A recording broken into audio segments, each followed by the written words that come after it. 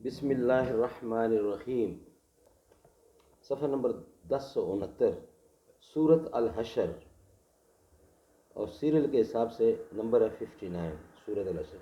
ناظرین، اس ولاگ میں ہم صرف تعارف کراتے ہیں قرآن کی صورتوں کا، اور ایک دو لائنیں پہلی پڑھ کے سناتے ہیں، پہلی آیتیں، لیکن مین مقصد ہمارا سورت کا تعارف اور اس کی فضیلت اور اس کا شان نزول یہ بتانا ہوتا ہے۔ اس کتاب کا نام ہے توضیح القرآن، آسان ترجمہ قرآن تشریحات کے ساتھ۔ رائٹر ہیں اس کے مفتی محمد تقی عثمانی، یہ رائٹر ہیں اس تفسیر کی کتاب کے۔ ترجمہ اور تشریح اور تفسیر سارا کچھ اس میں دیا ہوا ہے، ہم صرف تعارف کرواتے ہیں۔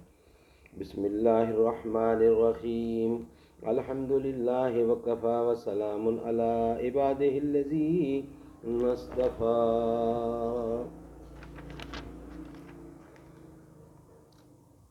سورت الحشر 59 سیریل ہے۔ قد سمع اللہ 28، پارہ نمبر 28 ہے۔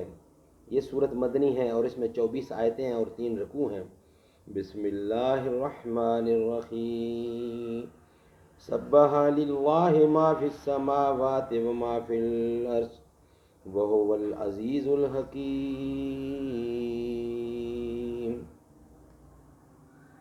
آسمانوں اور زمین میں جو بھی کوئی چیز ہے اس نے اللہ کی تسبیح کی ہے، اور وہی ہے جو اقتدار کا بھی مالک ہے اور حکمت کا بھی مالک ہے۔ ناظرین، یہ سورت حشر کا ہم بتا چکے ہیں کہ تمام صورتوں کا ہم صرف تعارف کرواتے ہیں کہ سورت کی فضیلت کیا ہے، کیوں نازل ہوئی، اس کا شان نزول کیا ہے۔ تو اس کا تعارف یوں ہے سورت حشر کا، یہ ہم بتا چکے ہیں کہ یہ پارہ 28 میں سورت ہے۔ یہ سورت حضور اکرم صلی اللہ علیہ وسلم کی مدینہ منورہ ہجرت فرمانے کے دوسرے سال نازل ہوئی تھی۔ مدینہ منورہ میں یہودیوں کی ایک بڑی تعداد آباد تھی۔ حضور اکرم نے ان سے یہ معاہدہ کر لیا تھا کہ آپس میں امن و امان سے رہیں گے اور مدینہ منورہ پر حملہ ہونے کی صورت میں مل کر اس کا دفاع کریں گے۔ یہودیوں نے اس معاہدے کو قبول تو کر لیا تھا، لیکن ان کو حضور نبی کریم صلی اللہ علیہ وسلم سے دلی بغض تھا، اس لیے وہ خفیہ طور پر آپ کے خلاف سازشیں کرتے رہتے تھے۔ چنانچہ انہوں نے در پردہ مکہ مکرمہ کی بت پرستوں سے تعلقات رکھے ہوئے تھے اور ان کو مسلمانوں کے خلاف اکساتے رہتے تھے، اور ان سے یہ وعدہ کر لیا تھا کہ اگر تم مسلمانوں پر حملہ کرو گے تو ہم تمہارا ساتھ دیں گے۔ یہودیوں کا ایک قبیلہ بنو نذیر کہلاتا تھا۔ ایک مرتبہ حضور اکرم ان سے معاہدہ کی کچھ شرائط پر عمل کرانے کے لیے ان کے پاس تشریف لے گئے، تو ان لوگوں نے یہ سازش کی کہ جب آپ بات چیت کرنے کے لیے بیٹھیں تو ایک شخص اوپر سے آپ پر ایک چٹان گرا دے، جس سے معاذ اللہ آپ شہید ہو جائیں۔ اللہ تعالیٰ نے وحی کے ذریعے آپ کو ان کی اس سازش سے باخبر فرما دیا اور آپ وہاں سے اٹھ کر چلے آئے۔ اس واقعہ کے بعد آپ نے بنو نذیر کے پاس پیغام بھیجا کہ اب آپ لوگوں کے ساتھ ہمارا معاہدہ ختم ہو گیا ہے اور ہم آپ کے لیے ایک مدت مقرر کرتے ہیں، اس مدت کے اندر اندر آپ مدینہ منورہ چھوڑ کر کہیں چلے جائیں، ورنہ مسلمان آپ پر حملہ کرنے کے لیے آزاد ہوں گے۔